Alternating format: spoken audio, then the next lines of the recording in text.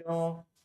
तो कल बेटा हम लोगों ने देखा बेसिक मैथमेटिक्स के कुछ कॉन्सेप्ट्स जो कि हम वेक्टर्स जो कि हम थ्रू आउट द फिजिक्स अलग अलग चैप्टर्स में यूज़ करेंगे। ठीक है, तो हमने डिफरेंशिएशन देखा था, इंटीग्रेशन देखा, थोड़ा बहुत ट्रिग्नोमेट्री देखी, कुछ एल्जेब्रिक फार्मूलेस देखे। अभी ये जो पर्टिकुलर चैप्टर है कि बेसिक मैथमेटिक्स, ये आपके कोई एनसीईआरटी में एज सच स्टैब्लिश टॉपिक नहीं है। बेसिकली ये एक हिडन टॉपिक है जो आपको हर चैप्टर में कहीं ना कहीं पर काम आता रहेगा। ठीक है ना? तो एज सच हमको इस पर्टिकुलर चैप्टर के जो पीवाईक्यूज हैं, या कोई अगर मैं कहूँ कि मैं एनसीईआरटी के क्वेश्चंस कराऊं तो वो पॉसिबल नहीं होगा। तो बेसिक मैथमेटिक्स से रिलेटेड जो क्वेश्चंस है इसमें हम लोग क्या करेंगे, ए टू जेड जितने भी हमारे पास अलग अलग चैप्टर्स में इससे रिलेटेड क्वेश्चंस आए हैं, हम सारे क्वेश्चंस को एक साथ देख लेंगे। ठीक है ना? क्लियर? तो लेट्स स्टार्ट द सेशन। पहला क्वेश्चन देखेंगे। Particle of unit mass undergoes one dimensional motion and its velocity varies according to v, ऐसे करके आपको दे रखा है। ठीक है, तो ये आपको दे रखा है वेलोसिटी के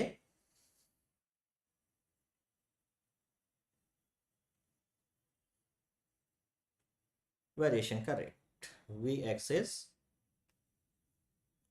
ठीक है, बीटा एक्स की पावर -2 है। अब आपसे पूछा है कि एक्सेशन ऑफ द पार्टिकल क्या होगा। तो यहां पर जो की कॉन्सेप्ट है, what is the key concept? की कॉन्सेप्ट हियर इज कि आपको ये देखना है v किसका फंक्शन है। तो यहां पर आपको v दिया है किसका फंक्शन, x का फंक्शन। और जैसे ही आपको v x का फंक्शन दिखा तो आपके दिमाग में तुरंत स्ट्राइक करना चाहिए कि अच्छा, हमने तो पढ़ा है a बराबर क्या होता है, v dv/dx। और आपका 50% काम, 50% आपका क्वेश्चन इज डन। अगर आपने अपने क्वेश्चन में सही एक्सप्रेशन, सही फॉर्मूले को यूज कर लिया तो आधा काम आपका हो चुका है। अब रहा क्या?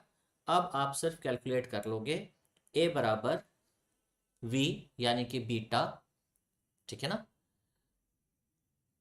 x की power -2n d upon dx of beta x की पावर -2n।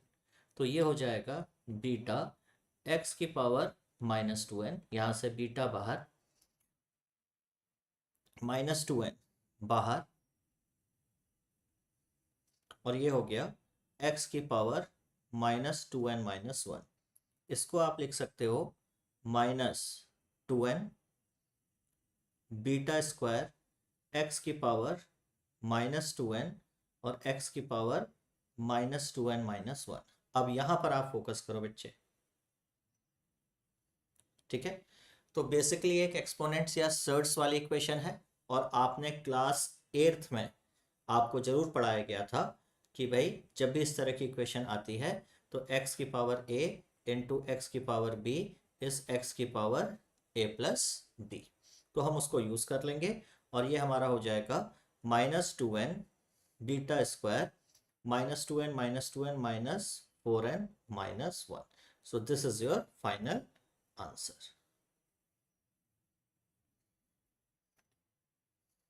ठीक है, हम ऑप्शन देखते हैं तो हमको सी ऑप्शन मिलता है। So C option is the correct answer. ठीक है, now second question. Two cars P and Q start from a point at the same time in a straight line and their positions are represented by this and this. At what time do the cars have same velocity? तो अब यहां पर बच्चे हमको पता है क्या concept use करना है। हमको पता है dx अपॉन dt आपको क्या दे देता है, वेलोसिटी। ठीक है, तो आप क्या करोगे, आप a की वेलोसिटी निकाल लोगे और आप b की वेलोसिटी निकाल लोगे। ठीक है, तो हम p की वेलोसिटी निकाल लें। ठीक है, तो p की वेलोसिटी क्या हो जाएगी, dxp अपॉन dt, जो कि हो जाएगी अब a प्लस 2bt।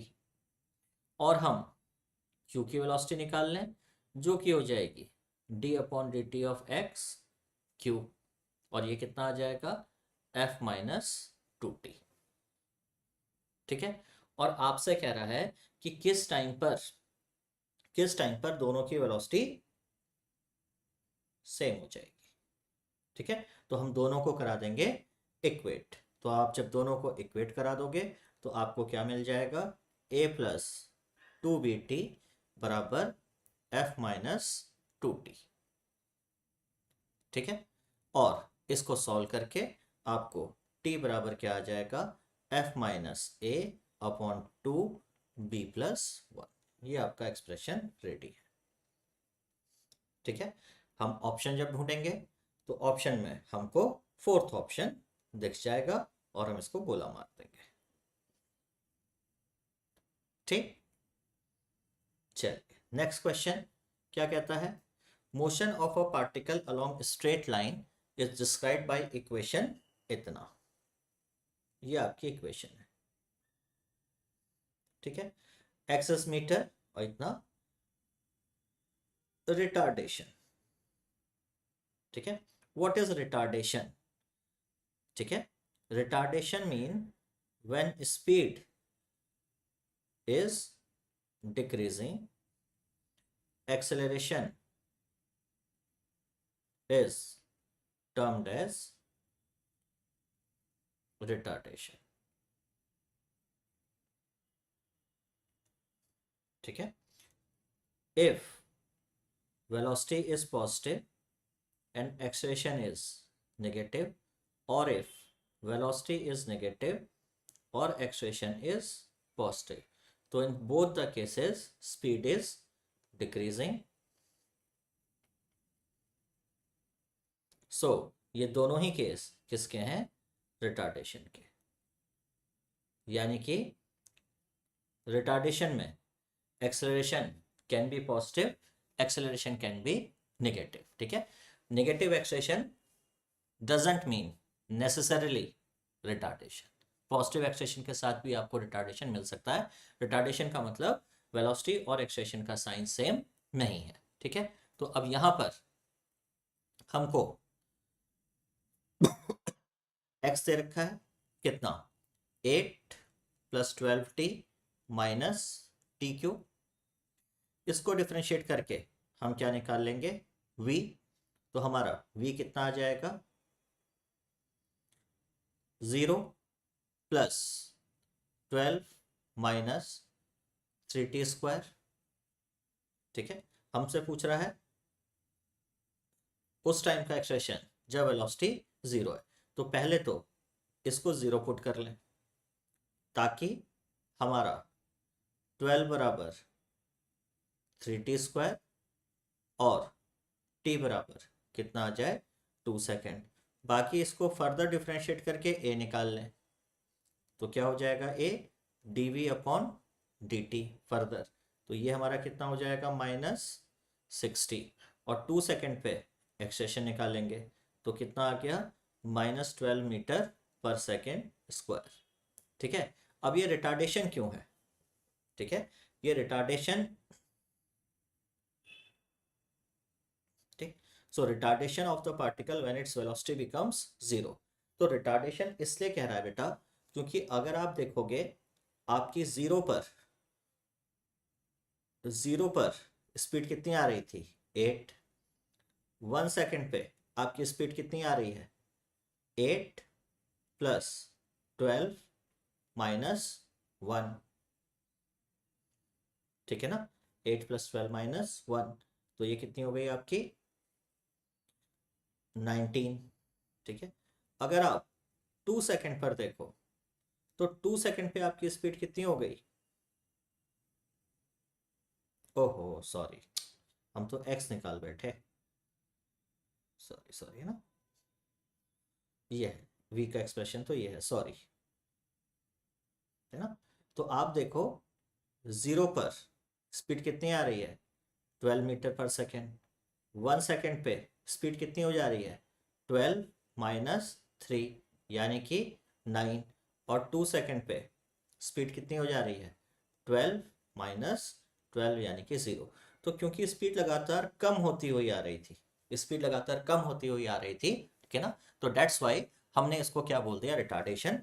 अब देखो, जब आप ऑप्शन ढूंढोगे तो आपको अब -12 नहीं दिखेगा, ऑप्शन में अब आपको -12 नहीं दिखेगा, क्योंकि retard acceleration is -12, acceleration is -12 और यहाँ पे स्पीड कम हो रही थी, तो रिटार्डेशन कितना हो गया, 12। रिटार्डेशन अपने आप में नेगेटिव वर्ड को समेटे हुए है, सो आपका जो आंसर है वो हो जाएगा ऑप्शन बी। ठीक है, क्लियर।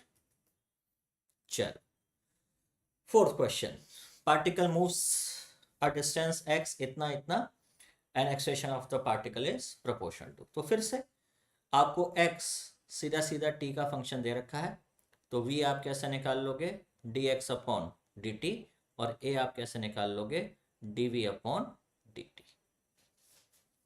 ठीक है, क्लियर। तो हम यहां पर x हमारे पास क्या है, x हमारे पास है t प्लस 5 की पावर -1, तो हमारा v बराबर कितना हो जाएगा, dx अपॉन dt। याद आया mother baby rule, t plus 5, अगर यहां पर t होता, बेबी कौन है, अगर यहां पर सिर्फ t होता तो आप इसको क्या लिखते, आप कहते सर -1 हम बाहर ले लेते और t की पावर -2 कर देते, यानी t प्लस 5, और साथ में क्या करते, साथ में हम d upon D T of t plus 5 करते। अब बाय डिफॉल्ट क्या हो रहा है कि ये चीज यहां पर जब आप करोगे तो ये 1 आएगी, आपको पता नहीं चलेगा, बट ध्यान रखना अगर यहाँ पे t की जगह 2t या 3t होता तो फिर कोई ना कोई नंबर आ जाता और आपका आंसर बदल जाता। तो ये ध्यान रखना कि बेबी को भी डिफरेंशिएट करना जरूरी है। तो आपका v का एक्सप्रेशन कितना आ जाता, -t प्लस 5 की पावर -2। अब आप फिर इसको डिफरेंशिएट कर लो, तो अब क्या निकल आएगा, एक्सेलरेशन। ठीक है ना, तो अब एक्सेलरेशन कितना हो जाएगा, माइनस तो पहले था -2, फिर t प्लस 5 की पावर -3, और t प्लस 5 का डिफ्रेंशिएशन 1 है, तो ये वाली चीज मैं फिर से कितने लिख ले रहा हूं, 1 लिख ले रहा हूं। ठीक है, तो ये आपका कितना आ गया एक्सप्रेशन, अब ये एक्सप्रेशन आपका आ गया 2t प्लस 5 की पावर -3।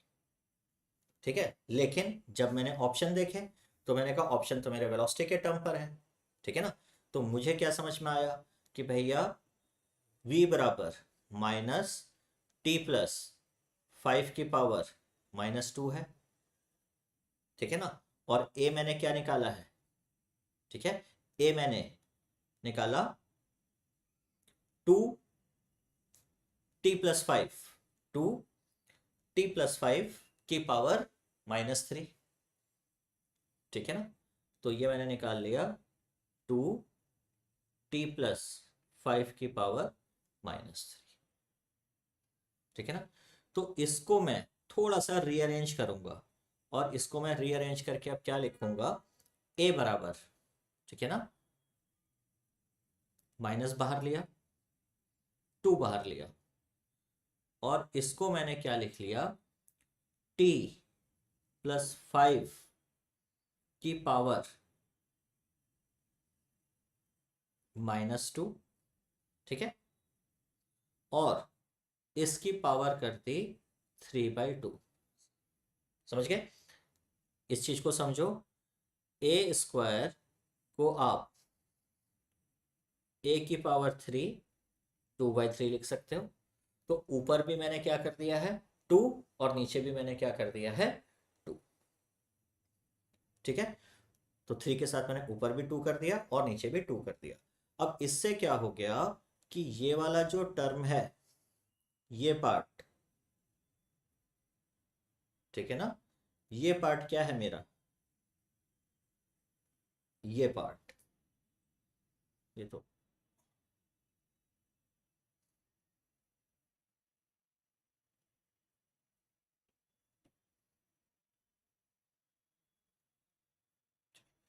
तो अंदर आपको क्या मिला, -t+5 की पावर -2।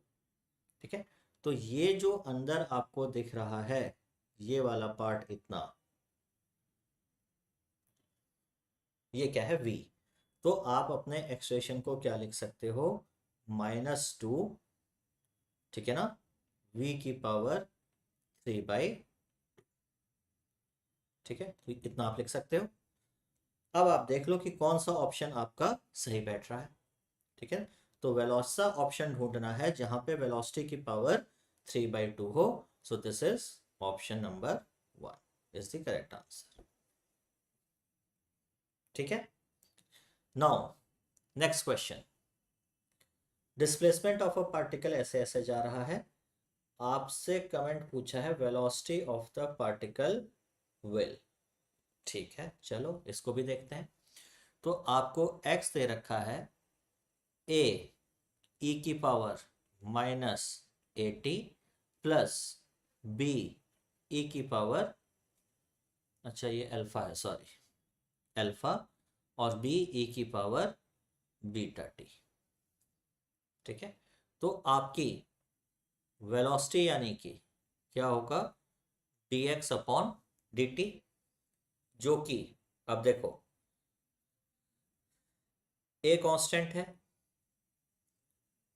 ठीक है, e की पावर x क्या होता है, e की पावर x, तो यहां पर तो e की पावर -αt होगा, लेकिन साथ में ये बेबी था ना, अगर यहां पर t होता तो आप e की पावर t करते, बट यहाँ तो अल्फा टी है तो आपने -αt किया, और अब आप क्या करोगे, d/dt of -αt, mother baby rule, plus वही चीज यहाँ b e की पावर βt और d/dt ऑफ βt। ठीक है, तो ये आपका कितना हो गया, ठीक है, इसको हम रीअरेंज कर लेते हैं, तो ये माइनस, ठीक है ना, ये आपका आ गया -a अल्फा, ठीक है ना,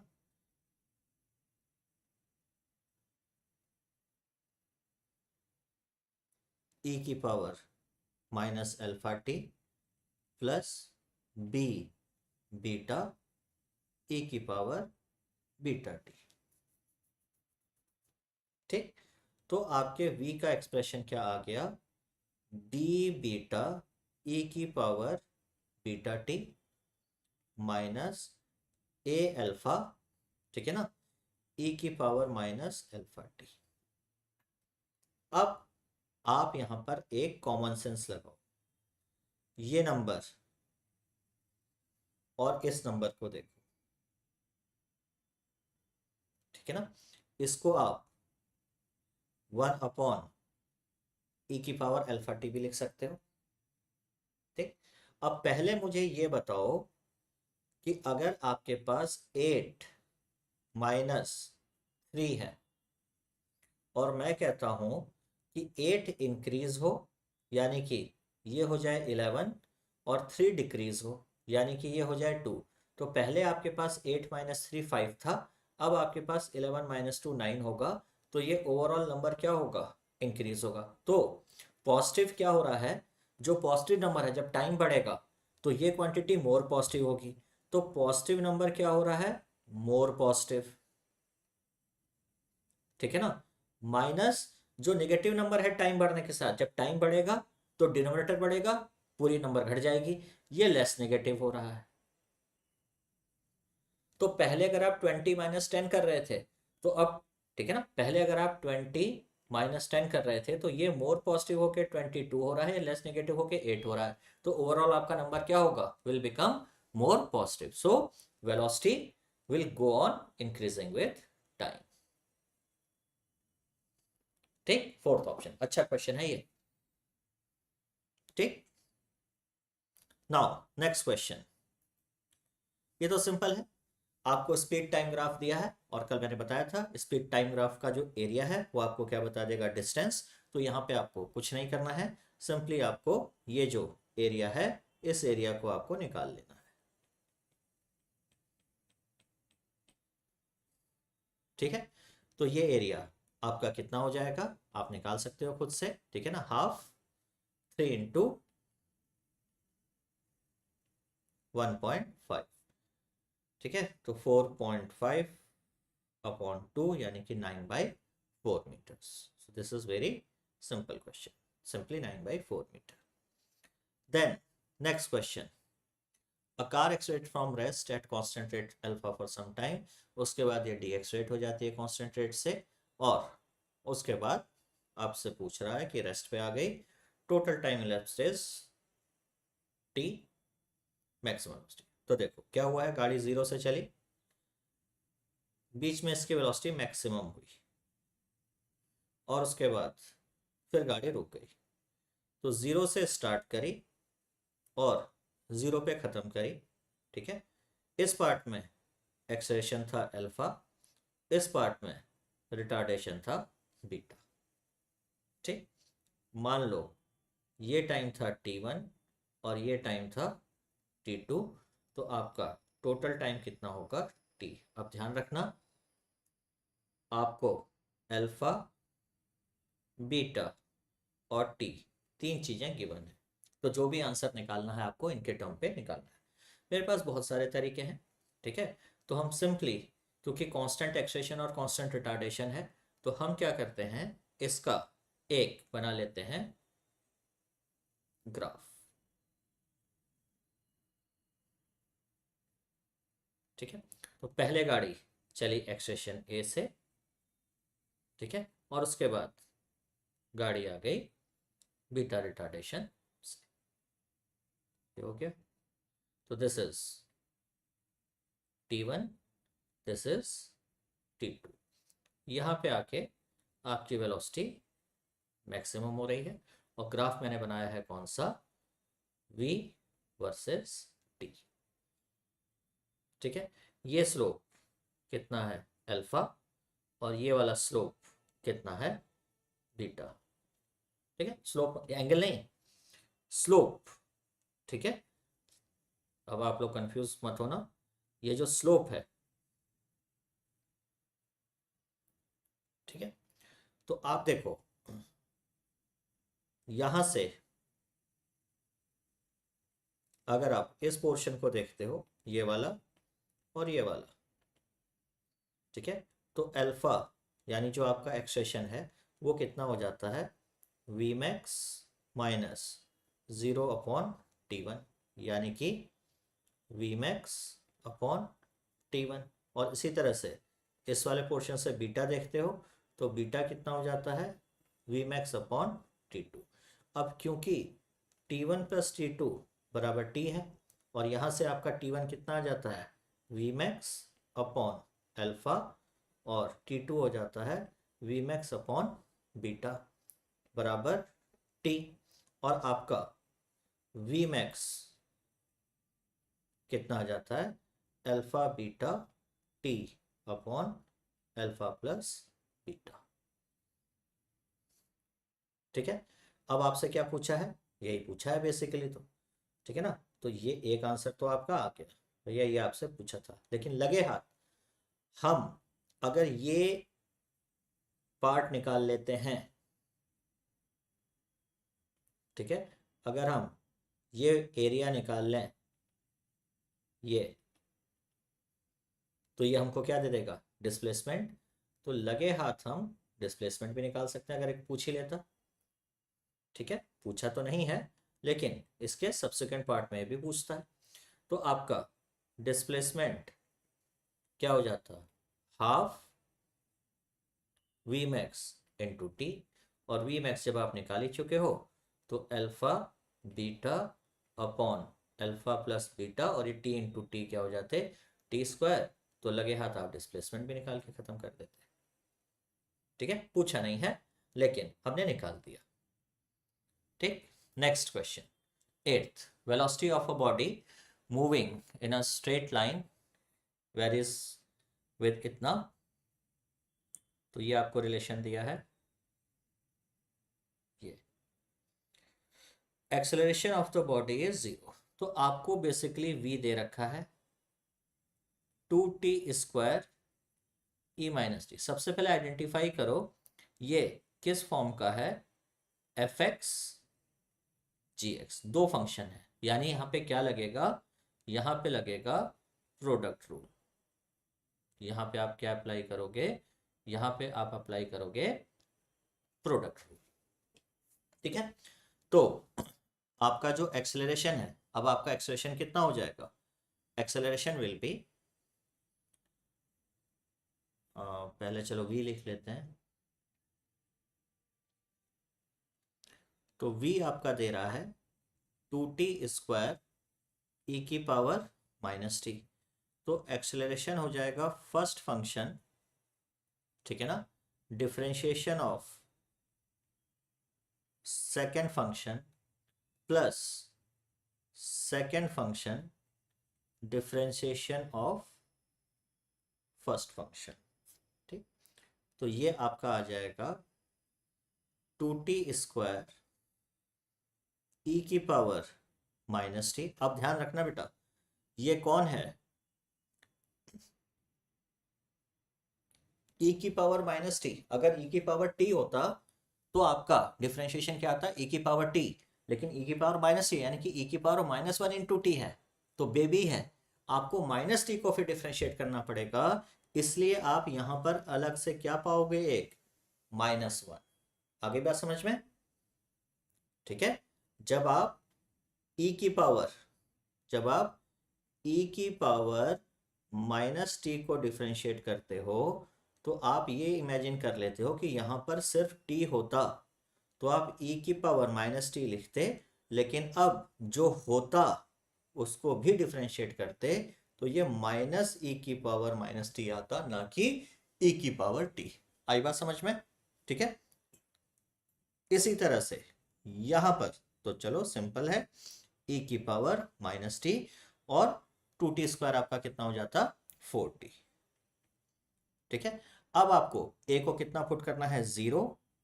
यहां से e की पावर माइनस टी कॉमन लेते तो ये आपका आ जाता 2t² माइनस प्लस 4t। ठीक है, क्लियर।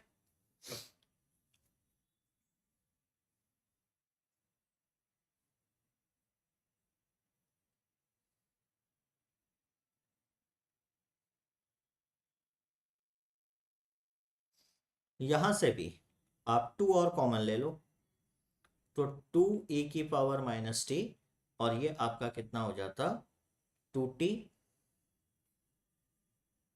सॉरी 2t कॉमन ले लेते हैं ना, 2t कॉमन ले लेते हैं तो ये आपका हो जाता कितना, 2 माइनस टी बराबर 0। ठीक है, अब ध्यान से समझना बेटा, मैं क्यों इतनी मेहनत कर रहा हूं, मैं इसलिए कर रहा हूं क्योंकि अब या तो ये पोर्शन 0 होगा या फिर ये पोर्शन 0 होगा। ठीक है ना, तो यहां से 0 करोगे तो t क्या पाओगे, 0, और इसको 0 करोगे तो t क्या पाओगे, 2। तो आपसे पूछा एक्सेशन 0 कब होगा, 0 पे भी होगा, 2 सेकंड पे भी होगा, और क्योंकि खुला ऑप्शन आपके सामने है, बोथ बोथ 1 एंड 2, है ना, तो अब आप खुद से समझ जाओ कि क्या आंसर होना है। ठीक है, तो आपका answer will be both 1 and 2। ठीक है, clear. Now infinite number of spheres each of mass m are placed on x-axis at distance 1 2 4 8 16 meter from origin. Magnitude of the gravitational field at the origin is, तो मैंने कल भी आपको बताया था कि इस तरह के क्वेश्चंस आपको कॉमनली मिलेंगे इलेक्ट्रोस्टेट में भी और ग्रेविटेशन में भी। तो आपका x equals to 1, x equals to 2, x equals to 4, x equals to 8 पे आपके इस तरह से m m m m masses aligned है। ठीक है, ग्रेविटेशनल फील्ड इंटेंसिटी का magnitude due to a charge is gm upon r square. तो आपकी जो इंटेंसिटी है वो हो जाएगी G M upon 1/1 plus 1/2 plus 1/4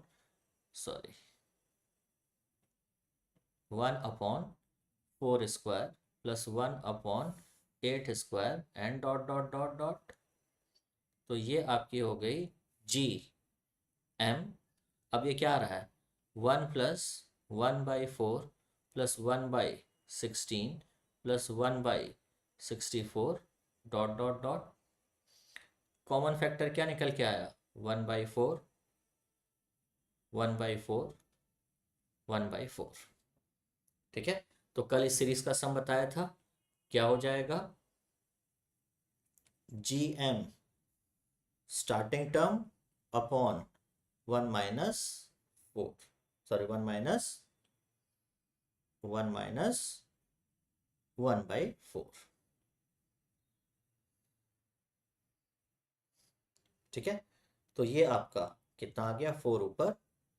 ठीक है, तो 3/4 यानी कि 4 GM अपॉन। ठीक है ना, आपसे पूछा क्या है ग्रेविटेशनल फील्ड। ठीक है,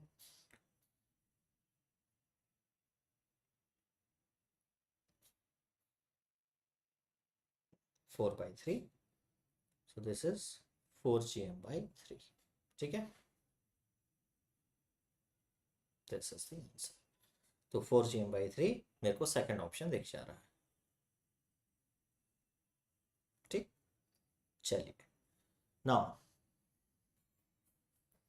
an alternating current is given as this relation.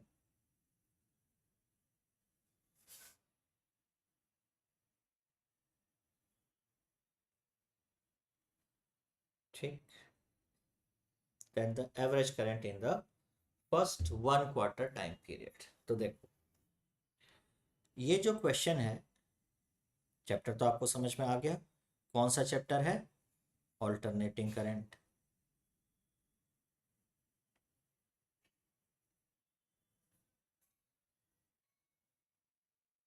ठीक, और average current for any duration T is कितना चार्ज फ्लो किया अपॉन कितने time, this is average current.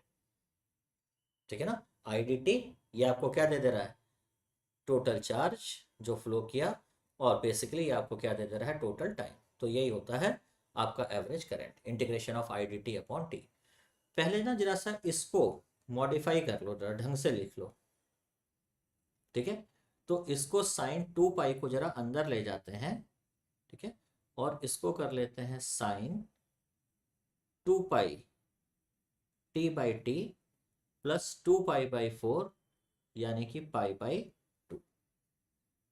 ठीक है, तो मेरा जो करंट का एक्सप्रेशन बन के आ रहा है, मेरा करंट कितना आ रहा है, आई मेरा आ रहा है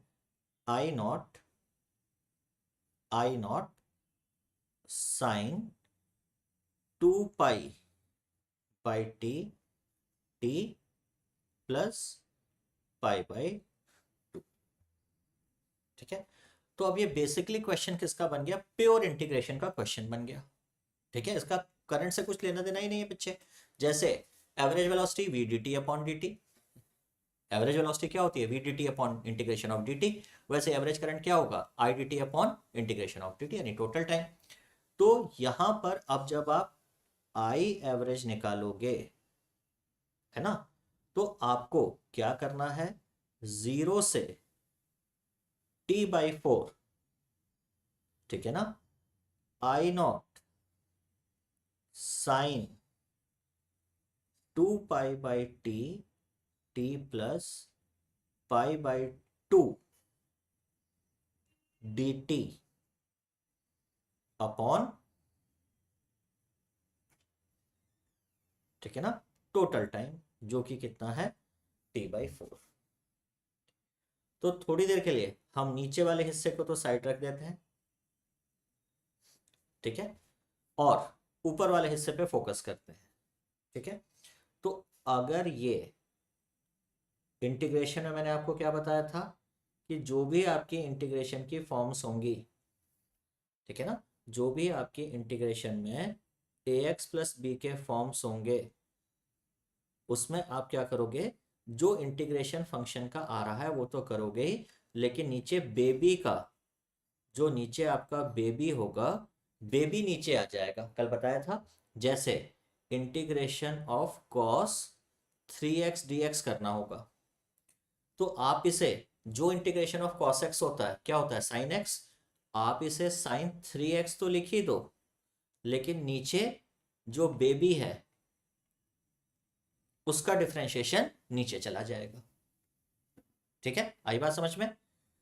तो जब आप इसको यहां पे डिफरेंशिएट करोगे तो अब क्या होगा, साइन का डिफरेंशिएशन तो कॉस हो जाएगा, ठीक है ना, यानी कि cos 2 pi T upon T plus pi by 2, वो भी कौन सा वाला, माइनस। ठीक है, और नीचे क्या आएगा, नीचे आएगा D upon D T of ये बेबी, 2 pi upon T plus pi by 2। ठीक हो गया।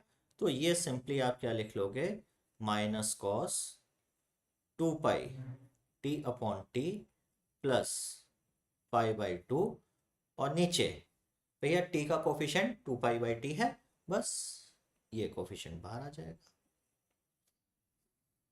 ठीक है, और लिमिट, लिमिट आपकी क्या लगी है, 0 से t/4। ठीक हो गया, यहां तक आपका क्लियर। और एक t/4 नीचे है, उसे चाहे यहां लिख लो, एक t/4 नीचे है। तो अब ये पूरा आई एवरेज का निकल गया एक्सप्रेशन आपका। ठीक है, अब यहां पे बड़े ध्यान से करना पड़ेगा। तो चूंकि माइनस लगा है, तो मैंने माइनस में क्या सिखाया है कि लिमिट की पलटी मार दो। ठीक है ना, तो आप क्या कर सकते हो, अगर आप इस माइनस को यहां से हटाना चाहते हो तो लिमिट को ऊपर नीचे कर लो। ठीक है, तो इसको चाहो तो आप आई एवरेज को अब क्या लिख सकते हो, cos 2 pi T upon T plus pi by 2, limit कर लो t/4 से 0 upon 2 pi by T into t/4। ठीक है, इस हिस्से को तो कम से कम नॉर्मलाइज कर सकते हैं। ठीक है, ये t से t कट जाएगा, और ये 2 से 2 कट, मतलब 2 टाइम्स चला जाएगा, तो ये ऊपर आ जाएगा। तो ये आपका आ जाएगा 2/पाई। ठीक है ना, और एक आपका क्या मिसिंग है यहाँ पे, सॉरी आई नॉट आपका मिसिंग चल रहा था, तो ये आई नॉट यहाँ पे छूटा हुआ है ना, ध्यान रखना। ये मैंने cos 2 पाई कर लिया है, तो यहाँ पे आप क्या लगा लोगे, आई नॉट आपका साथ में चल रहा है, तो 2/पाई आई नॉट। अब आपका ब्रैकेट में बस ये चीज निकालनी है आपको, ये कितनी आ रही है। ठीक, तो इसको निकालने के लिए थोड़ा सा लंबा जरूर हो गया, बट आप प्रॉपर तरीके से सीख लो, कोई दिक्कत नहीं है। ठीक है ना, तो जब आप इसको प्रॉपर निकालोगे तो कॉस, ठीक है ना, अब आपको क्या करना है, 0, तो 2 pi by T into 0 plus pi by 2 minus cos 2 pi by T into t/4 plus pi by 2। तो ये आपका आ गया कॉस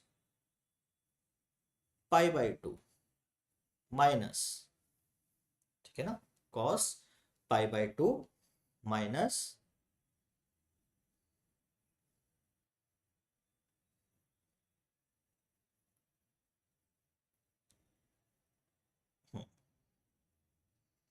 यहां से कितना आ जाएगा बच्चे, यहां से आ गया t से t कट गया, तो कॉस ये आपका रह गया पाई बाई 2 प्लस पाई बाई 2। ठीक है। नाउ cos पाई बाय 2 मतलब cos 90 माइनस cos 180, तो 0 माइनस -1 यानी कि कितना आ गया, +1। और एक बार ये +1 आ गया तो खत्म बात, इस पूरे का कोई मतलब ही नहीं था, है ना। तो इस पूरे की जगह आपको क्या लिख देना है, 1। तो आपका आंसर कितना आ गया, 2i0 अपॉन पाई। तो आप अपना ऑप्शन ढूंढ लोगे, 2i0 अपॉन पाई ऑप्शन मुझे दिख गया, दिस इज माई आंसर। ठीक है, तो this is the application of integration, this is pure integration, nothing else, और कुछ नहीं है इसमें। ठीक है, थोड़ा सा लंबा जरूर है बट जरूरी है आपके लिए सीखना, क्योंकि ऑल्टरनेटिंग करंट का क्वेश्चन है और आया हुआ क्वेश्चन है। ठीक, नाउ नेक्स्ट, अब आपको एक इस तरह का सिस्टम दे रखा है।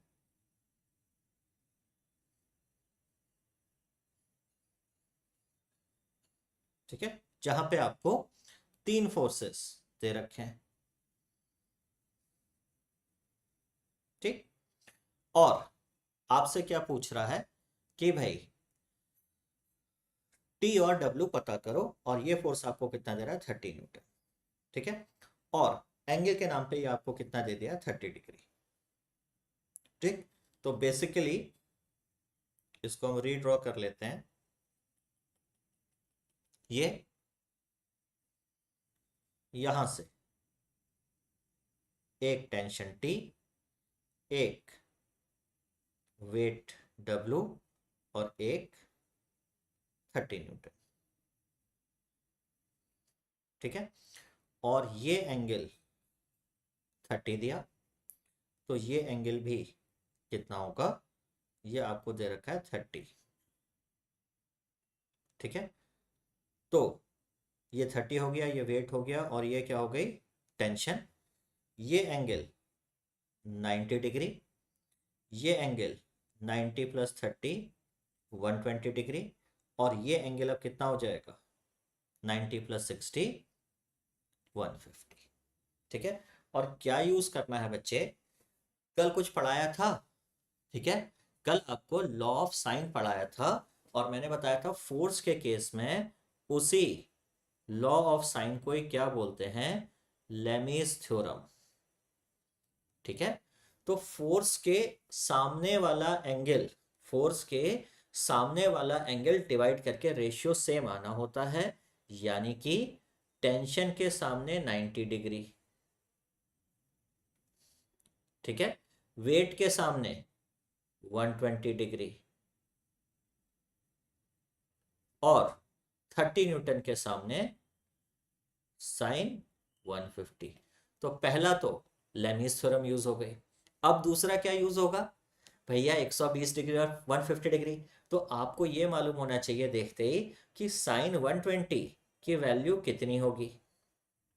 जितनी भी होगी, होगी तो पॉजिटिव, क्योंकि सेकंड क्वाड्रेंट में साइन पॉजिटिव होता है। और 120 को आप क्या लिख लोगे, साइन 90 + 30, तो ये बन जाएगा cos 30, यानी कि √3/2। ठीक है, और साइन 150 क्या बन जाएगा, 1/2। तो अब आप निकाल सकते हो बच्चे फटाफट।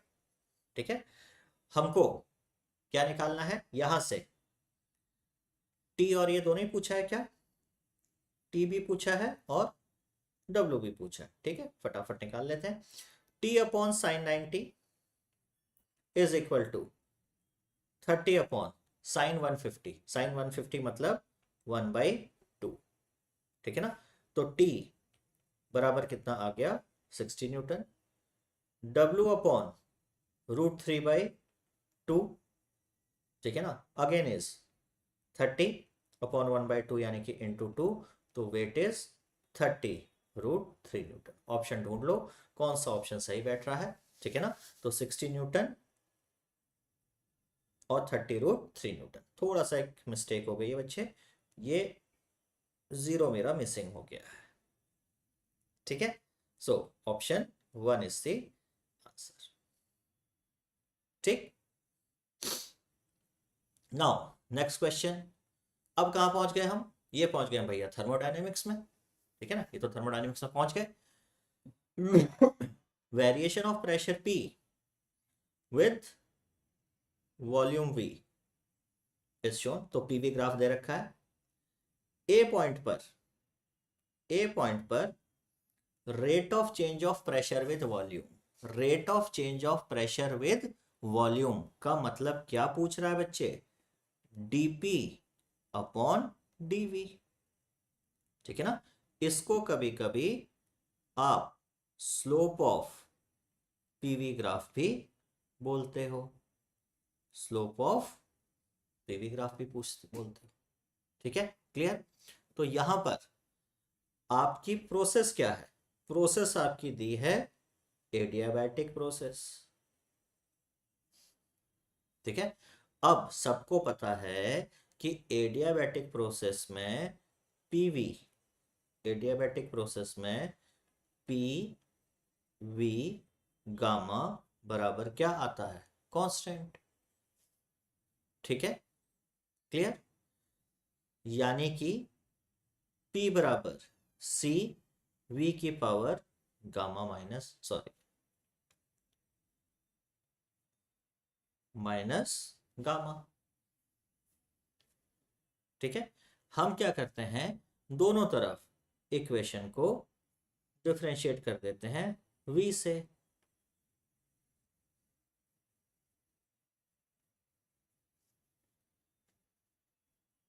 ठीक। तो dp अपॉन dv कितना आ जाता है? C d upon dv of v minus gamma, यानी कि माइनस गामा, ठीक है, और v की पावर माइनस गामा माइनस 1, ठीक हो गया। अब ध्यान से देखो, आप c को क्या लिख सकते हो? p अपॉन v की पावर माइनस गामा।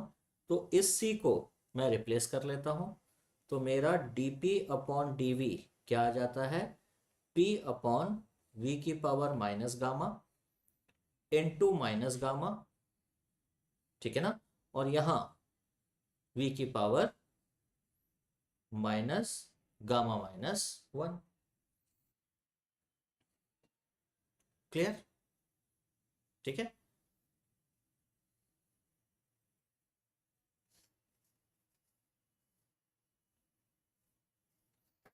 अब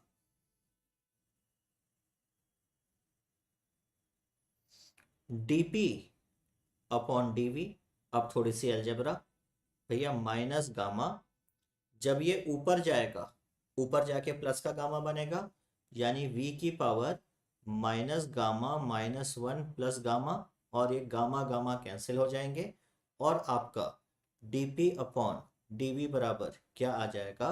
माइनस, अच्छा माइनस गामा पी भी रह गया ना, और हमारा पी भी तो छूटा हुआ है, पी छूट गया, कहाँ लिख दूँ? यहाँ लिख लेता हूँ पी। तो minus gamma p upon v, ये आपका क्या आ गया? रेट ऑफ चेंज ऑफ,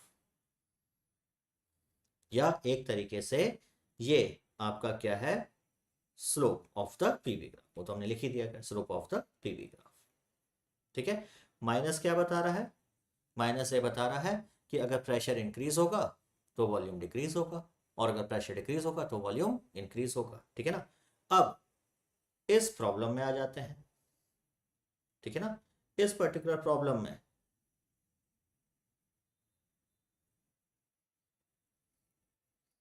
ये कौन सी गैस है बच्चे? ये गैस है आइडियल गैस,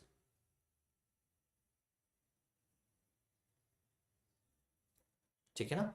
तो आइडियल गैस के लिए गामा कितना होता है? गामा क्या होता है?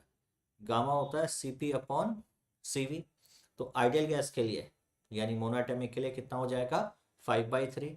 तो जब आप स्लोप निकालोगे dp/dv, स्लोप का बस मैग्नीट्यूड पूछा है, तो ये कितना हो जाएगा? गामा यानी कि 5/3, और p अपॉन v, p कितना है? 3p0, और v कितना है? 2v0, यानी कि 5/3 3p0 अपॉन 2v0। तो ये आपका कितना आ गया? 5/2 P naught upon V naught. So this is the rate of change of pressure with volume, या सिंपल वर्ड्स में this is slope of PV graph. ठीक है, तो ऑप्शन देख लेंगे, ऑप्शन कौन सा सही बैठ रहा है. डी ऑप्शन आपका सही आंसर में आ रहा है. ठीक है, नाउ नेक्स्ट क्वेश्चन.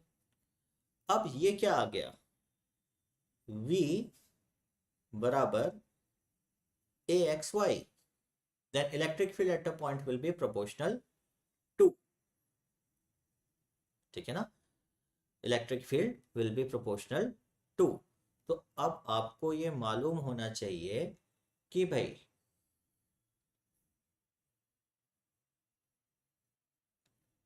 E बराबर क्या दिया जाता है, minus dV upon dxi plus dV upon dyj. ठीक है ना, आप सबको पता होना चाहिए कि E बराबर क्या होता है, माइनस dV अपॉन dr.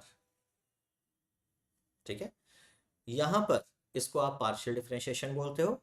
जब आप x पे डिफरेंशिएट करोगे, ठीक है ना, तो इस समय y और z को कांस्टेंट मान लोगे, और जब आप y पे डिफरेंशिएट कर रहे होगे तो आप x और z को कांस्टेंट मान लोगे. ठीक है ना, टू बी मोर एक्यूरेट, यहां पर टू बी मोर एक्यूरेट यहां पे आपके पास ब्रैकेट में, ठीक है ना, ध्यान रखिएगा, आपका एक्चुअल में जो E है वो आएगा minus dV upon dxi plus dV upon dyj plus dV upon dzk.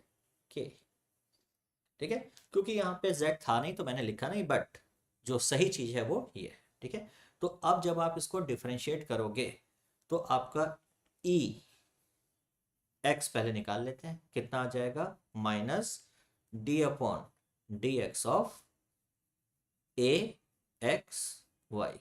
जब आप x पे डिफरेंशिएट कर रहे हो तो उस वक्त आपके लिए a और y कांस्टेंट है.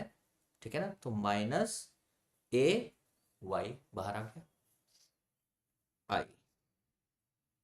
ठीक है, और जब आप ई वाई निकालोगे तो minus D upon d y of a x y. इस बार ए और एक्स आपके लिए कांस्टेंट है, तो ये कितना बन जाएगा, ए एक्स जे. ठीक है, तो आपका ई का जो एक्सप्रेशन है वो कितना आ गया, माइनस ए वाई आई प्लस एक्स जे. ठीक है, अब जब आप अपने कोऑर्डिनेट सिस्टम में देखोगे, ठीक है, तो ये जो पॉइंट एक्स वाई है और ये डिस्टेंस आर होगी. ठीक है ना, तो आपका जो मैग्नीट्यूड वाइज ई का मैग्नीट्यूड आप कितना लिख लोगे, ठीक है ना, A under root X square plus Y square.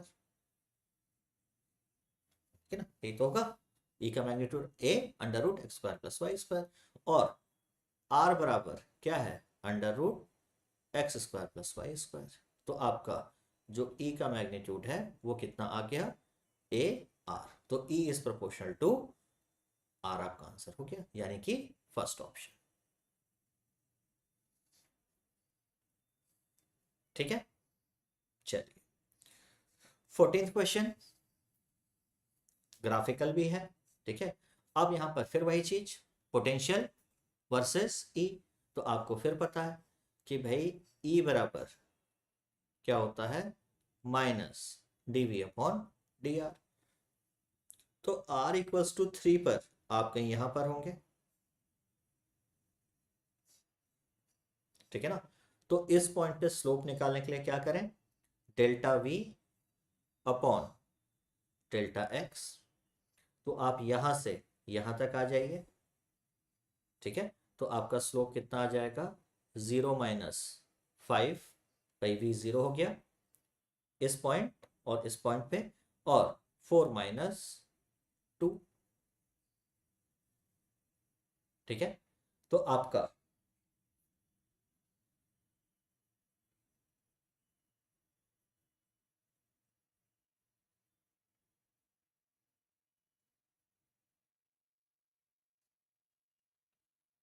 ये आ गया कितना, -5/2।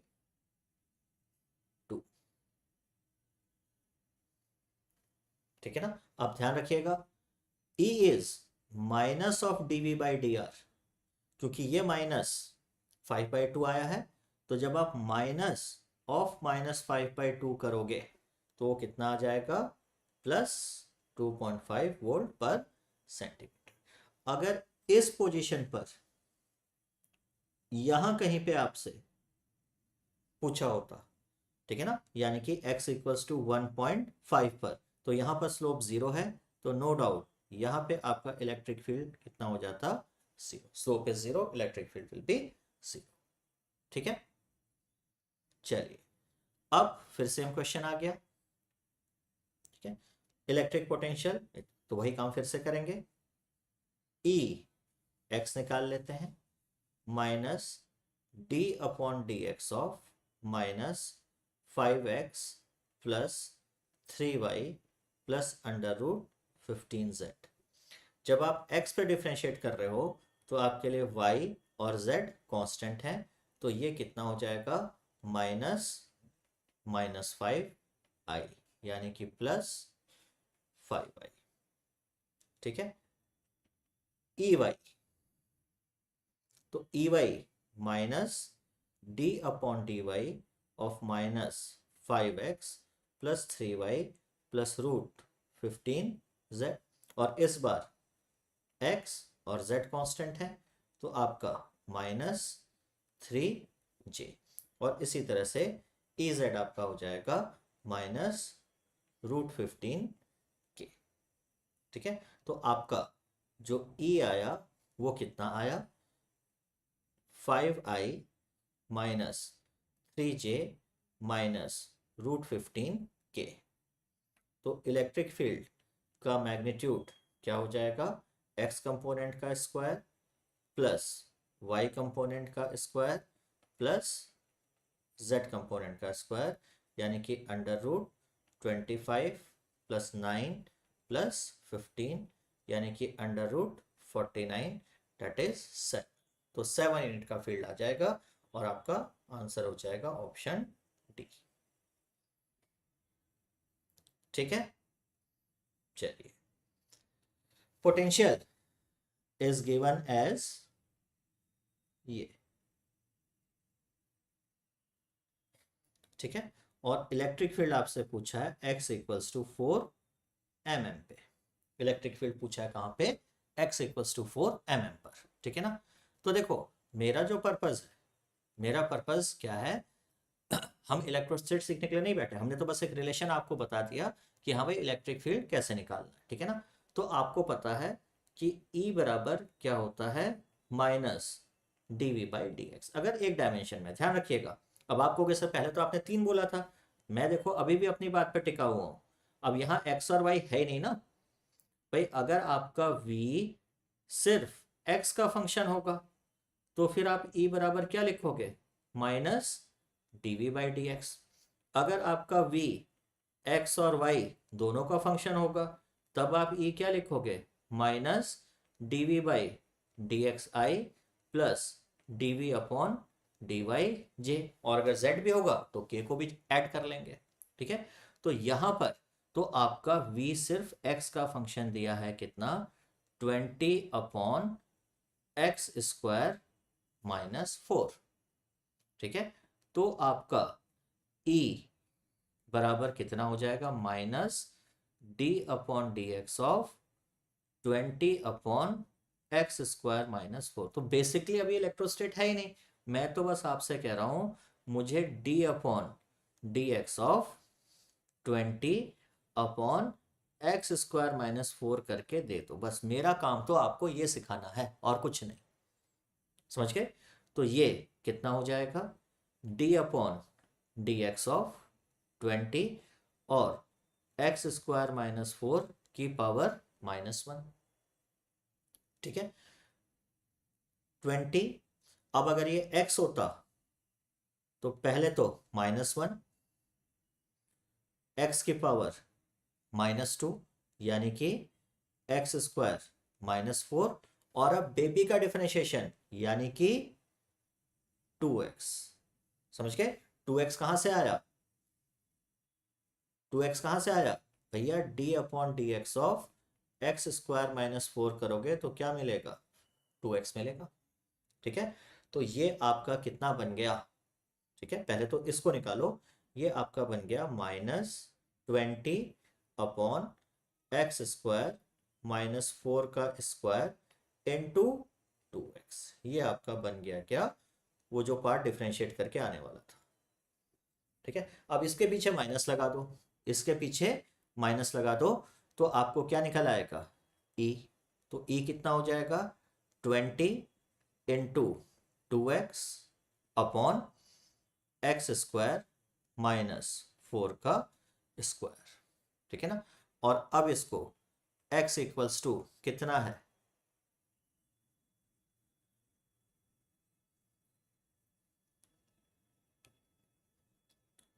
5/3 वोल्ट पर माइक्रोमीटर। ठीक है ना? ये मेरे ख्याल से माइक्रोमीटर है, इसको माइक्रोमीटर है बेटा। ठीक है, इसको माइक्रोमीटर कर लेंगे। तो x को आप क्या डाल दोगे यहाँ पर? बेसिकली 4 पुट कर दोगे। ठीक है, तो x को 4 पुट करके एक बार देख ही ले रहे हैं कि 20 इंटू 8 अपॉन 16 -4, 12 का स्क्वायर, यानी कि 144। ठीक है ना?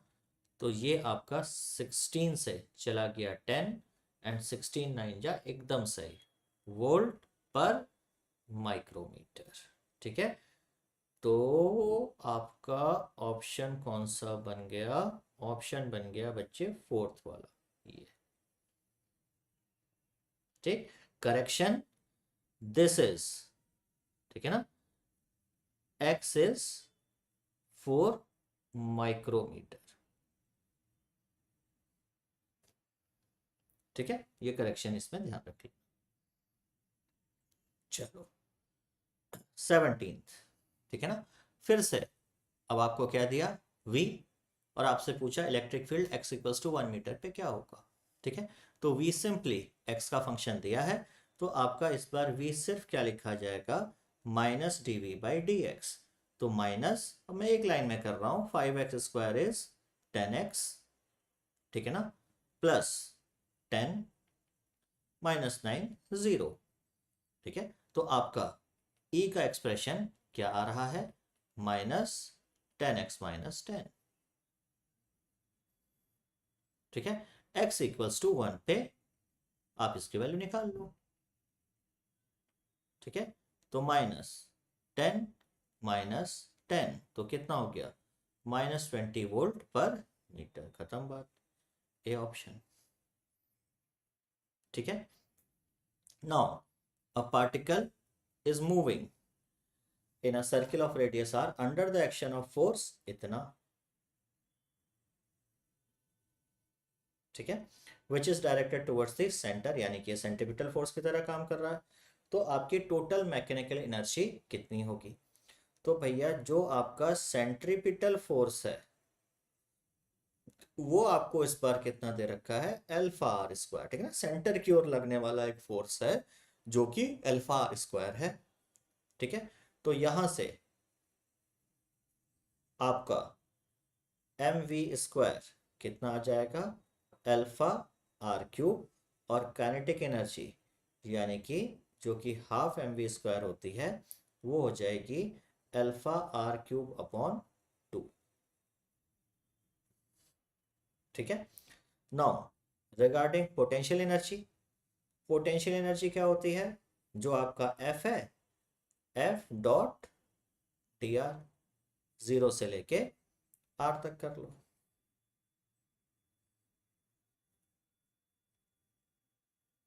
ठीक है, तो ये सिंपली आपका कितना आ जाएगा? α r³। ठीक है ना, α r² dr करोगे तो α r³/3। तो ये पोटेंशियल एनर्जी आ जाएगी, है कि नहीं। और आपकी टोटल मैकेनिकल एनर्जी क्या होती है, U प्लस के, तो कितनी आ जाएगी 5/6 अल्फा आर क्यूब। ये आपका फाइनल आंसर आ जाएगा। तो दिस इज द ऑप्शन। चलिए 19th, ठीक है। अब 19th क्वेश्चन क्या कह रहा है, अब 19th आपको ले गया कहाँ, SHM में, ठीक है।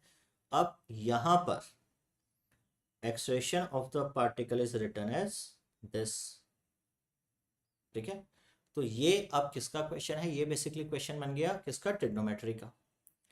एक्चुअली अगर आपका x बराबर x0 cos omega T minus π/4 है, ठीक है ना, तो आपको पता है जो एक्सेलरेशन होता है वो कितना आ जाता है, -ω²x। तो आप एक्सप्रेशन को सीधे क्या लिख सकते हो, -ω²x0 cos omega T minus π/4।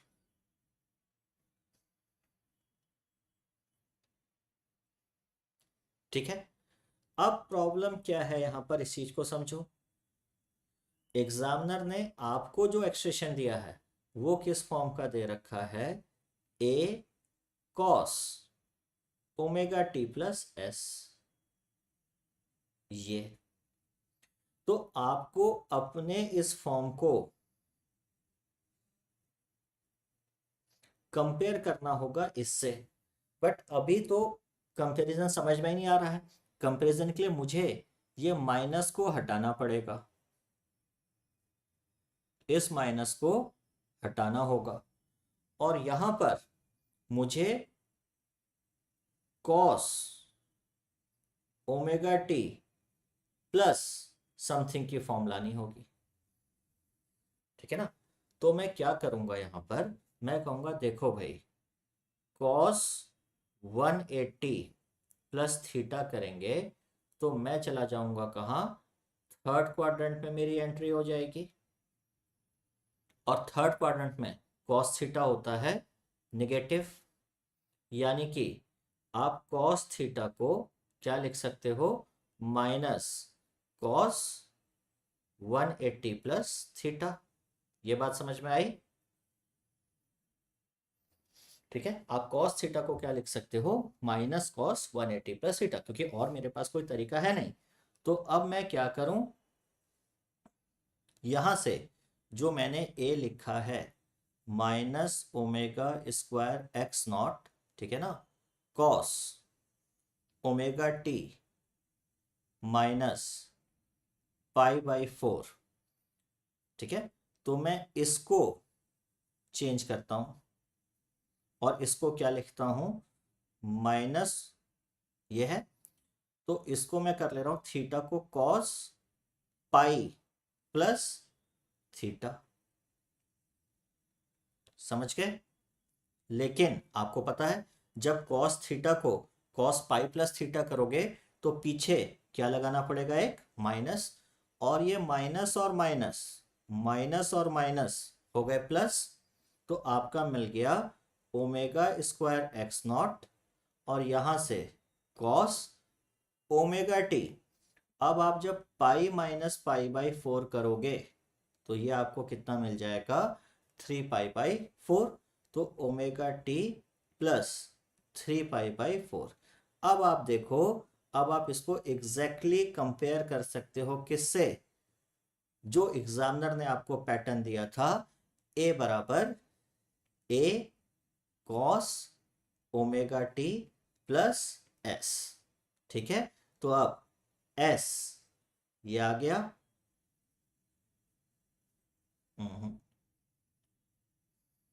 ठीक है ना, s आपका ये आ गया, और a आपका ये आ गया, ठीक है। तो ऑप्शन आप ढूंढ लोगे, ठीक है। फोर्थ ऑप्शन एकदम सटीक बैठ रहा है, ठीक। चलिए अब हम कहां पहुंचे, अब हम पहुंच गए क्वेश्चन नंबर 20 पर, ठीक है। अब 20 क्या कह रहा है, pendulum which gives correct time beat second on ground at a place is move 320 metre high, the loss of time in 1 day is, the loss of time in 1 day. तो देखो भाई, कल हमने क्या बताया था, ठीक है, कि जी इफेक्टिव धरती की सतह से ऊपर जाने पर कितना आता है, यूजिंग बाइनोमियल। ये रिलेशन कैसे था, दिस वाज यूजिंग बाइनोमियल। क्यों बाइनोमियल लगा लिया, क्योंकि आप धरती से सिर्फ 320 मीटर ही ऊपर गए हो और अर्थ का जो रेडियस है वो है 6400 यानी 64 लाख मीटर, तो छोटा चल जाएगा, ठीक है ना। तो यहां से जब आप डेल्टा जी अपॉन जी निकाले थे तो कितना आया था, -2h/r, ठीक है, ये निकाला था। अब क्योंकि time period of pendulum is 2 pi under root L/g, तो आप कह सकते हो टाइम पीरियड इज c/√g। तो यहां से जब आप डेल्टा t अपॉन टी करोगे, ठीक है, तो basically t is equal to C G की पावर -12 आ रहा है, तो डेल्टा t अपॉन टी करोगे तो कितना हो जाएगा, -12 डेल्टा जी अपॉन जी, ठीक है, क्लियर।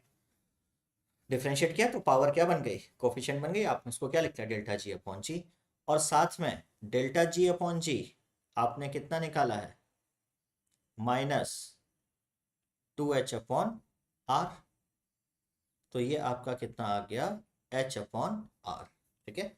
तो delta T will be h/r into T. तो एक दिन में, एक तो आप 320 मीटर गए, अर्थ का रेडियस 6400 किलोमीटर, और एक दिन में, ठीक है ना, 24 घंटे, एक घंटे में 60 सेकेंड्स, 60 मिनट और उसमें 60 सेकेंड, तो ये आपका निकल गया कि भैया एक दिन में आपने कितना टाइम खोया, इसको कैलकुलेट करोगे तो this will come out to be 4.32 seconds. यानी जब आप धरती से 320 मीटर ऊपर जाओगे तो आपका जो पेंडुलम है, ठीक है, क्योंकि जी की वैल्यू क्या हो जाएगी, जी की वैल्यू हो जाएगी कम, तो आपके पेंडुलम का टाइम पीरियड हो जाएगा कम, तो पेंडुलम जल्दी जल्दी चक्कर काटेगा। तो आप जिसे सोच रहे होगे 2 सेकेंड, वो धरती का भी 2 सेकेंड बीता नहीं होगा, तो आप जब तक 24 घंटा सोचोगे तब तक, ठीक है ना, तब तक धरती पे कम टाइम रहा, तो ये आपका क्या आ जाएगा, डिफरेंस इन टाइम, ठीक है।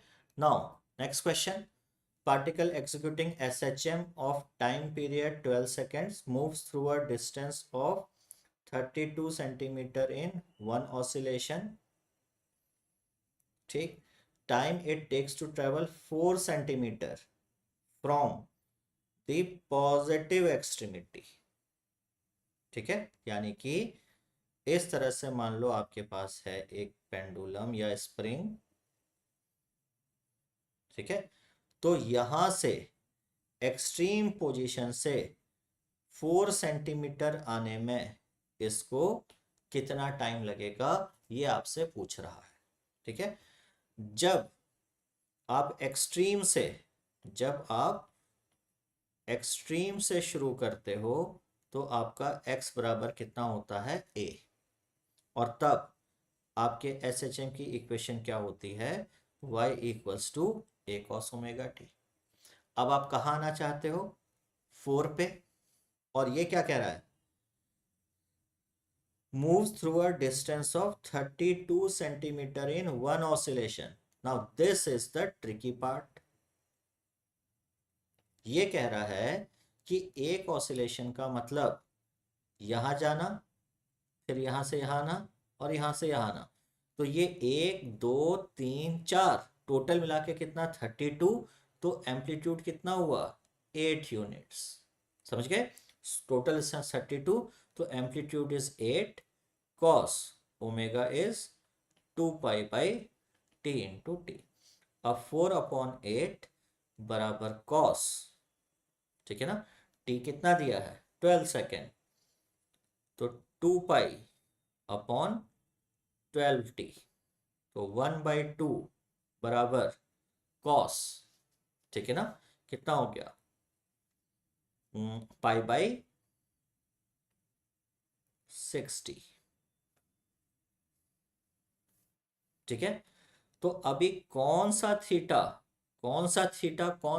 थीटा 1/2 होता है, कॉस 60 1/2 होता है, यानी कि दिस मीन्स आपका ये कितना होना चाहिए 60 डिग्री, यानी कि दिस शुड बी पाई/3 रेडियन, तो पाई/60 बराबर होना चाहिए पाई/3 रेडियन, तो आपका टी बराबर कितना आ जाएगा 2 सेकेंड्स, ठीक है। हालांकि जब आप ऑसिलेशन या एसएचएम पढ़ोगे तो आपके पास इससे बहुत और भी सिंपल हम कर सकते हैं, but this time what I am just using कि भाई देखो कॉस थीटा की वैल्यूज कैसे कंपेयर करनी होती है, कैसे निकालना होता है। हमारा पर्पस बेटा इस वक्त, मेरा पर्पस इस वक्त आपको ऑसिलेशन सिखाना नहीं है, लेकिन जब ऑसिलेशन के क्वेश्चन आते हैं आपको पता होता है ऑसिलेशन में बहुत सारी चीजें, लेकिन इस स्टेप पे आके आपको समझ में नहीं आता है अब क्या करें कि सर 1/2 तो हमने निकाल दिया, तो भैया ये देखो ना, इसको देखो कौन सा थीटा की वैल्यू 1/2 होती है, तो cos 60 1/2 होता है ना, तो लिखो यहाँ पाई/3,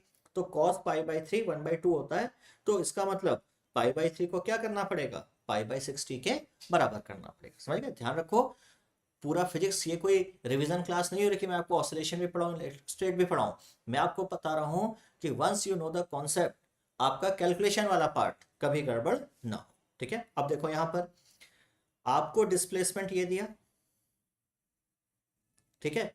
अब x इक्वल्स टू क्या दिया 4 cos pi T plus sine pi T, ठीक है। और आपसे पूछा कि भैया एम्पलीट्यूड कितना होगा। अब मुझे और कुछ आता हो चाहे ना आता हो, इतना तो पता है ना भैया कि इस टाइप की इक्वेशन,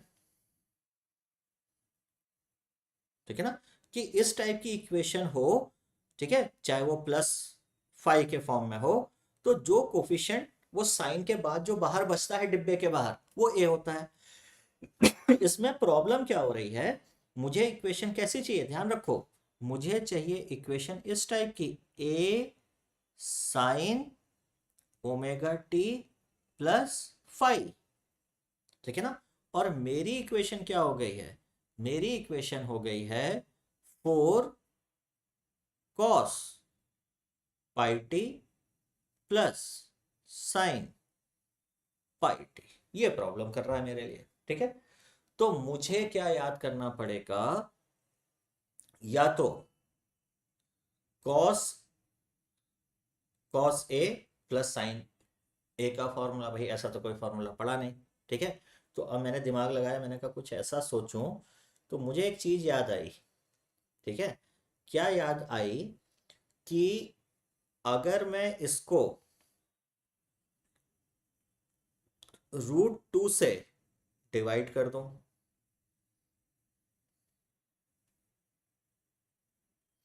और √2 से मल्टीप्लाई कर दूं, तो √2 अंदर जाके इसके साथ भी आ जाएगा और √2 इसके साथ भी आ जाएगा, ठीक है। अब मैं इसको क्या लिख सकता हूं 4/√2, अच्छा कौन सा साइन थीटा √2 होता है, दोनों सेम होते हैं, तो साइन पाई/4 और कॉस पाई/4 दोनों ही, अच्छा उल्टा कर दिया मैंने, सॉरी बच्चे, मैंने उल्टा कर दिया है ना, मुझे क्या करना था √2 से मल्टीप्लाई और यहाँ 1/√2 और 1/√2, सॉरी दोनों कितने होते हैं 1/√2, ठीक है। तो मैं इसको क्या लिख लूं साइन पाई/4 cos pi T plus cos पाई/4 साइन पाई टी। अब मुझे एक बात समझ में आ रही है कि कल हमने एक फॉर्मूला पढ़ा था साइन ए प्लस बी का, sign A cos B plus cos A sine B. तो आपको नहीं लग रहा sign A cos B cos A sine B, तो मैं इसको लिख लेता हूं 4√2 साइन ए प्लस बी। ये हो गया। और आपने क्या किया, आपने रीअरेंज करके इस इक्वेशन को इस फॉर्म में लिख दिया। अब इसको भूल जाओ, अब इसको छोड़ दो, ये इससे कोई मतलब नहीं। ये जो बचा ना 4√2, ये क्या है, एम्पलीट्यूड है। समझ गए? ठीक है। तो अब आपने देखा कि किस तरीके से अगर आपने ट्रिग्नोमेट्री पढ़ी रहेगी तो आपको वो ऑसिलेशन के क्वेश्चन भी कराने में मदद करेगी। ठीक है, चलिए अब देखो 23। ठीक है, ये क्या कह रहा है, object moving with speed of इतना is de-accelerated at a rate given by this, v is the time taken by object to come to rest। ठीक है, अब ये क्वेश्चन आपका कहाँ आया है बच्चे, ये क्वेश्चन आया है नीट का नहीं है, मैंने एक क्वेश्चन उठा लिया कहाँ से, AIEEE से, क्योंकि कई बार AIEEE में आया हुआ क्वेश्चन भी आपके पास आ जाता है। ठीक है ना, तो यहां पर हम क्या करेंगे, dv बाई dt, ठीक है ना, इज रिटार्डेशन। तो आपने क्या लिख लिया, -2.5√v।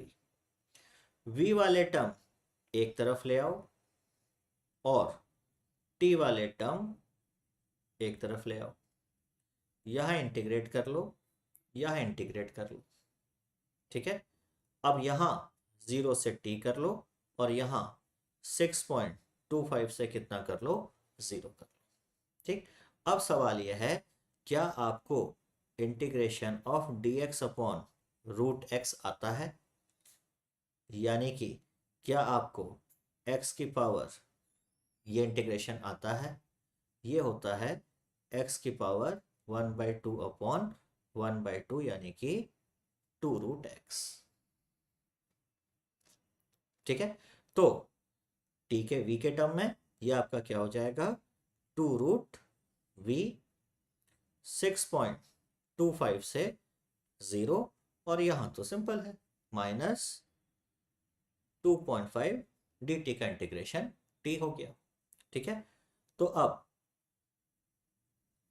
यहां से 2√0 -2√6.25 बराबर -2.5t। ठीक है, ये कितना हो गया, 6.25 मतलब 2.5, तो 2.5 इंटू 2 यानी कि -5 बराबर -2.5t और t बराबर आपका कितना आ गया, 2 second. This is the answer. ठीक है, सो कोई ऐसा बहुत खतरनाक इंटीग्रेशन नहीं था जो हम ना कर सकें। ठीक है, और देख लेते हैं questions. Particle is moving with velocity v equals to इतना, ठीक है, where k is a constant, the general equation for its path. ठीक है, फिर ये क्वेश्चन हमने AIEEE से ही उठाया। ठीक, अब आप देखो आपका v बराबर, ठीक है ना, यानी कि dx अपॉन dt आपका कितना दे रखा है, ky, और dy अपॉन dt आपका क्या दे रखा है, kx। ठीक है, आप dy by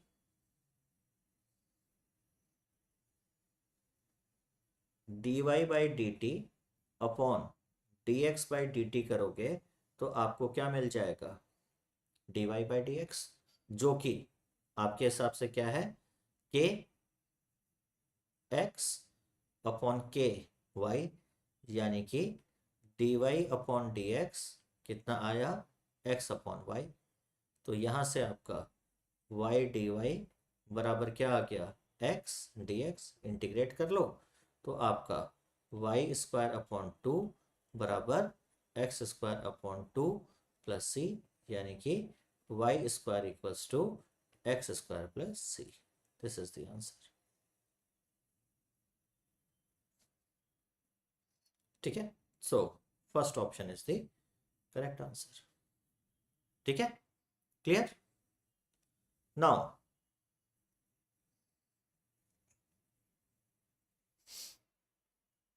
25th, bullet is fired from the gun और फोर्स लगा इतना। ठीक है, force on the bullet becomes 0 as it leaves the barrel.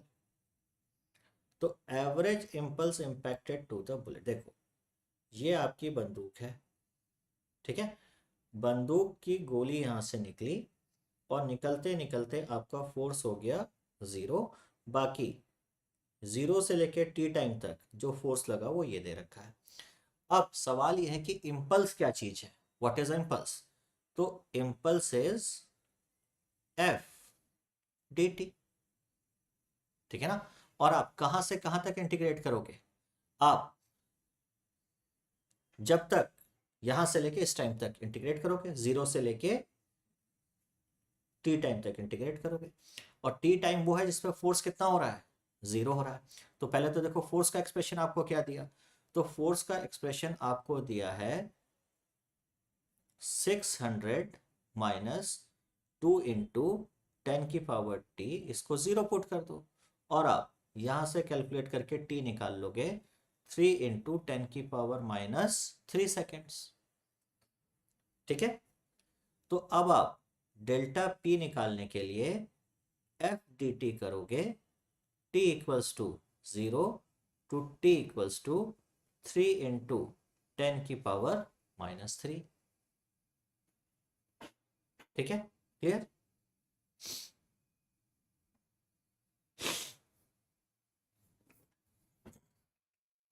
और ये पूरा आप कैलकुलेट कर लोगे तो जस्ट इंटीग्रेट करके आपका कितना आ जाएगा, 0.9 न्यूटन सेकेंड। ठीक, जो कि ऑप्शन में आपको पहला वाला मिल जाएगा। ठीक है, इसी तरह से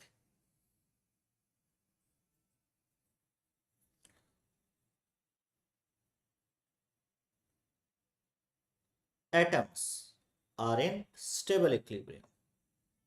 ठीक है, तो इक्विलिब्रियम का मतलब है आपका फोर्स शुड बी 0 और फोर्स होता है minus D U by D X. ठीक, और आपको u as a function of x दे रखा है, तो क्योंकि आपको u as a function of x दे रखा है तो आप क्या निकाल सकते हो, f। ठीक है, यानी कि minus D upon D x of a upon X की power 12 minus b upon X की पावर 6। ठीक है, तो ये आपका कितना आ जाएगा, ठीक है, -12 a एक्स की पावर -13 प्लस 6 b एक्स की पावर -7 बराबर 0। ठीक है, यहां से आपका इसको 0 पुट कर देंगे। ठीक है ना, आपको इक्विलिब्रियम के लिए फोर्स को क्या पुट करना है, 0, तो इसको आप 0 पुट कर दो। अब 0 पुट कर दोगे तो आपका 2a एक्स की पावर -13 बराबर हो जाएगा b एक्स की पावर -7। यानी कि यहां से जब हम आएंगे तो x की पावर -6 कितना हो जाएगा, b अपॉन 2a। या इसको उल्टा कर लो तो x की पावर 6 कितना हो जाएगा, 2a अपॉन b। यानी कि x इक्वल्स टू क्या हो जाएगा, 6 root of 2a upon b। ठीक है, तो यहां पर आपको 4 0 मिल जाएगा। अगेन कैसा क्वेश्चन, डिफरेंशिएशन बेस्ड क्वेश्चन। ठीक है, तो ऑप्शन आप ढूंढ लोगे, ऑप्शन आपको कौन सा मिल जा रहा है, 6 2a अपॉन b, यानी कि फोर्थ ऑप्शन।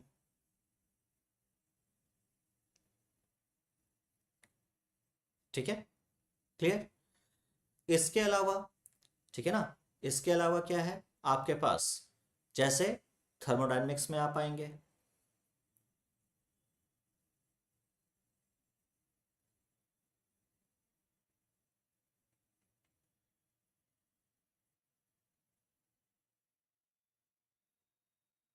ठीक। तो आपने एक कोई भी जनरल प्रोसेस ले ली, पी वी एक्स बराबर कांस्टेंट, ठीक है। इस प्रोसेस का कोई नाम नहीं है, this is a general process, ठीक है। जैसे अगर अगर इसमें x आप 0 पुट कर दो तो ये बन जाएगा P V zero equals to constant, यानी कि p इक्वल्स टू कॉन्स्टेंट। अब ये क्या बन गई, आइसो बारिक प्रोसेस। अगर आप इस प्रोसेस पे x को 1 पुट कर दो तो ये क्या बन गया, पी वी बराबर कॉन्स्टेंट, यानी कि अब ये क्या है, आइसो थर्मल प्रोसेस। अगर आप यहाँ पे x को गामा पुट कर दो C P upon C V तो ये क्या बन गई, P V gamma equals to constant, यानी कि एडियाबैटिक प्रोसेस, है ना, एडियाबैटिक प्रोसेस, समझ गए।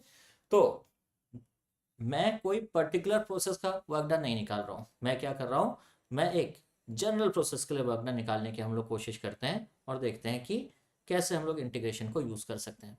बस हमको क्या पता होना चाहिए, work done by gas is integration of PTV, बस ये आपको मालूम होना चाहिए और कुछ नहीं, ठीक है। आपने अपनी जनरल प्रोसेस ली पी वी एक्स बराबर कॉन्स्टेंट, ठीक है। तो यहां से आपने p को ले लिया c अपॉन वी की पावर x। अब आपका वर्क डन कितना हो गया, c अपॉन वी की power x into D V, ठीक है। ये आपका हो गया c बाहर, v की power minus X into D V. अब इसको इंटीग्रेट करोगे, ठीक है, तो वर्क डन आपका आ गया c v की power minus X plus one upon minus X plus V fine v कहाँ से कहाँ लिमिट, लिमिट कहाँ से कहाँ लगाओगे भाई, v इनिशियल से v फाइनल तक की लिमिट लगा दी आपने, ठीक है। तो आपका वर्क डन का एक्सप्रेशन क्या आ गया, ये आपका आ गया, ठीक है। इसको मैं कैसे लिख ले रहा हूं, c अपॉन 1 माइनस एक्स, ठीक है। एक बार v फाइनल 1 माइनस एक्स और minus v initial 1 minus x, ये हो गया, ठीक है। अब देखो, अब यहां पे कलाकारी देखो हम क्या करने वाले हैं, P V X is equal to constant, यानी कि p initial v initial x is constant और p फाइनल v फाइनल की पावर x इज कॉन्स्टेंट।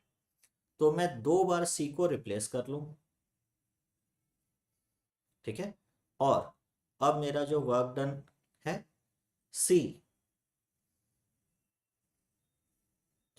इस c को मैं अंदर ले जाऊंगा, यानी कि c v final 1 minus x, ठीक है, माइनस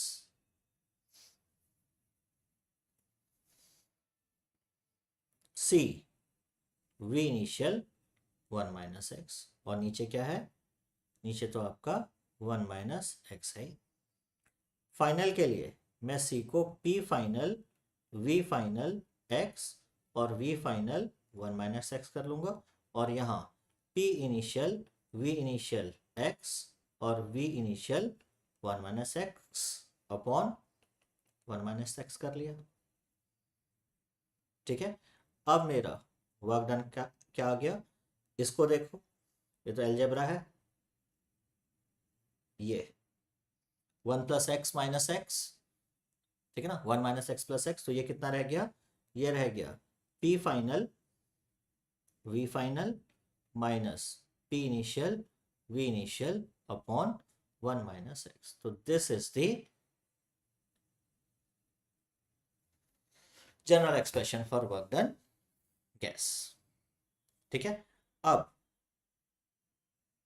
एक और काम की चीज देखो, आइडियल गैस के लिए ये होता है, ठीक है, यानी P इनिशियल V इनिशियल को आप लिख सकते हो म्यू आर T इनिशियल, और P फाइनल V फाइनल को आप लिख सकते हो म्यू आर T फाइनल।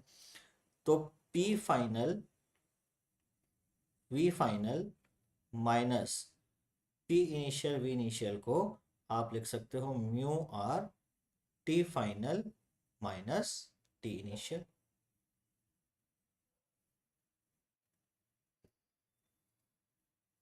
ठीक हो गया।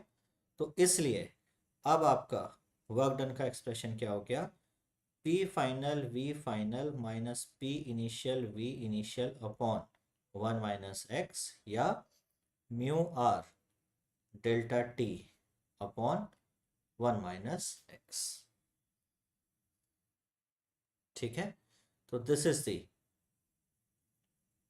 अब आपके नीट में इस पर बेस होके कई बार क्वेश्चंस आते हैं और आपको पता ही नहीं होता है फॉर्मूला। अब देखो, अब इससे आपको क्या एडवांटेज हुआ कि अगर आपकी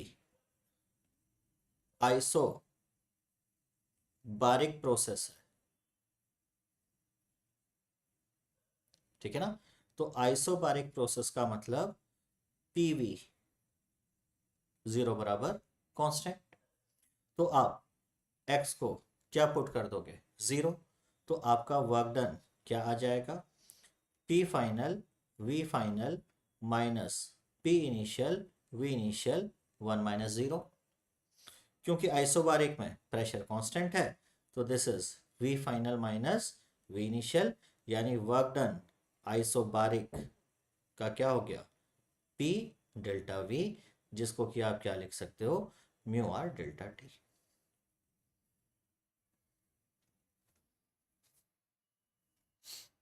ठीक है। अच्छा, अगर ये अगर ये एडियाबैटिक हो जाए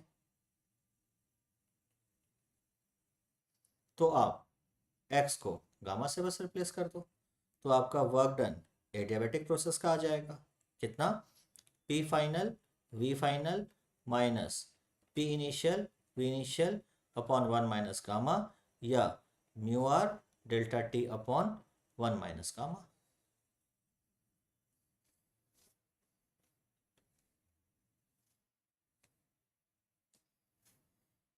ठीक है,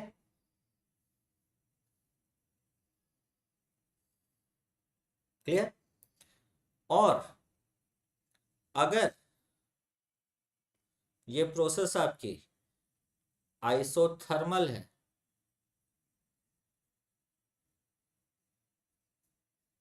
तो आइसोथर्मल में पीवी बराबर कांस्टेंट, यानी एक्स बराबर 1।